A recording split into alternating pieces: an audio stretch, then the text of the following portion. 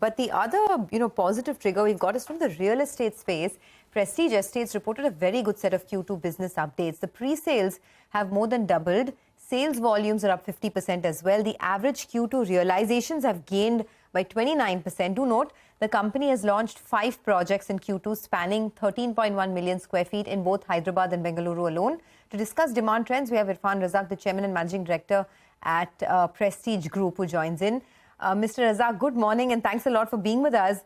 There is sort of a hyperactivity in the real estate space, especially in these markets like Hyderabad and Bangalore, if you map the last 1 year, right? Just trying to understand, what does this mean in terms of numbers? I mean, you have almost done in the first half of this year what you did in all of FY23. So just trying to understand, what could the run rate be in the second half of the year in terms of pre-sales? Morning, Sonia. Yes, I think the teams have really worked hard. Bangalore has contributed the maximum during the quarter that's gone by, because we had some 2-3 very good launches, and that added up to the numbers. And I believe that there is opportunity in all the cities that we are working in. It's only a question of what type of product you bring into the market, what is your location, and how you've priced your product. And that gives us the courage to do more. We are pretty bullish on all the cities, including Mumbai, Hyderabad, Chennai, and of course Bangalore. Bangalore has given us the maximum this quarter.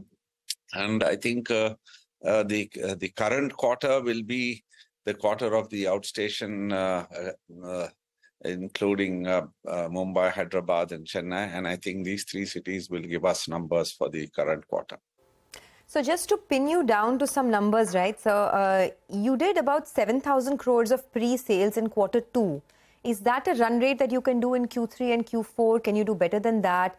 And if yes, this target of 20 to 25% growth in pre-sales that you gave out for FY24, would you want to change that in any way? I think to match the 7,000 again in the current quarter will be pretty tough. It's all a function of the launches that we do. We did 13.1 million, like you rightly said. But I believe that the next 2 quarters also will be good. We have a slew of launches, a lot of good products coming in from different cities. So we should cross whatever guidance we gave in the beginning of the year. And I believe that we should touch the 20K mark. And that'll be another high that we would have achieved during our history. Just to clarify that number, sir, earlier you were telling us 20-25% growth in pre-sales. But now you're saying just going by the run rate, you should easily get past that. So for FY24, what kind of pre-sales growth are you looking at? What's the revised number? I think we are looking at around 20K, because since we've already done 11,000 plus. So the next quarters, there's a lot of launches that are coming up. And if I get my approvals in place and the RERA number, we should be able to do the 20K, and I'll be disappointed. Yeah. Okay. Mr. Razack, hi, good morning. Could you tell us, so what was... Hi, sir. What was Mumbai's contribution to this particular quarter which has gone by? How was the quarter we are in? How is that panning out? And what's the traction here? Mumbai gave us 500 plus crores this quarter. And I believe that in the current quarter, Mumbai will give us more, because we've got a very big launch called the Ocean Towers, Prestige Ocean Towers and Marine Lines. And we do have the sustenance sales in the projects that we are already under construction. All this will add up, and I think Mumbai should give us some great numbers. Hyderabad, we are launching the Prestige City Hyderabad in this quarter. Hyderabad should give us some good numbers now. And with Hyderabad, Chennai, and Prestige Pallava Gardens in Chennai, I believe these 3 cities should take us through the target that we have in mind for this quarter as well as the following quarter. And we should cross that 20K mark very easily. The teams, of course, are working hard, and that's what matters. Your projected annuity is expected to double to FY24, right? What will lead to this? And if you can tell us, what is the current commercial portfolio size? And over the next, say, 5 years, what will the portfolio size grow to in the commercial space? Sonia, see, currently we have annuity coming from three sources.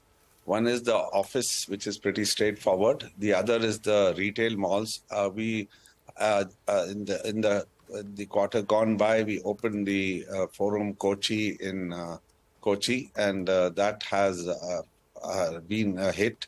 We've had great footfalls there, and I believe there will be a lot of revenue that will come from that retail asset. So we'll have three retail assets that are going to be trading, and very soon, like you said, by 525, we'll have a couple more. Similarly, in the office space, we are completing the Prestige Alpha Tech in Pune, and that's almost 1 million square feet. And even that has been fully leased out, so that also will add up to our annuity portfolio. So we are working towards that. And whatever we are constructing, we are making sure that it gets either pre-leased or gets leased as soon as it gets ready. And I believe that there is a lot of traction there. And vacancy levels are pretty low. It's pretty under control. There's nothing cause for us to be concerned about. Okay, demand is strong. Volumes are good. New launches as well coming about. What about pricing, Mr. Razack? Final question before we let you go. Is demand strong enough to push through further price increases? And give us a rough sense. I believe that pricing in this year is up by more than 20%. Could you give us the number? How much have prices moved up by now? And do you see further scope from here on?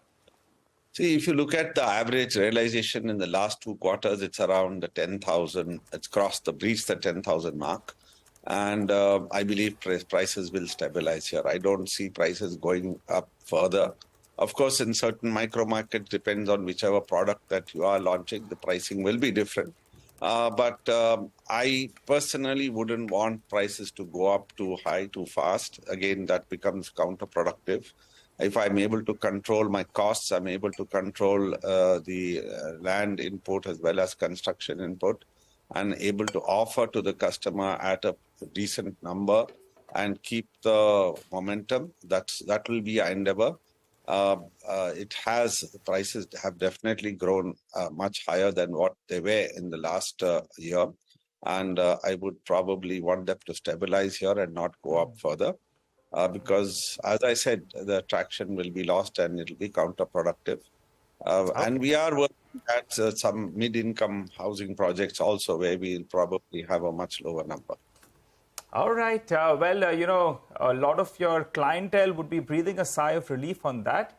You expect prices to consolidate at these levels, but otherwise, broadly, the commentary is very, very positive. Thanks so much for joining in, Mr. Razack, and wishing you all the best for the second half of the year. Thank you. By the way, the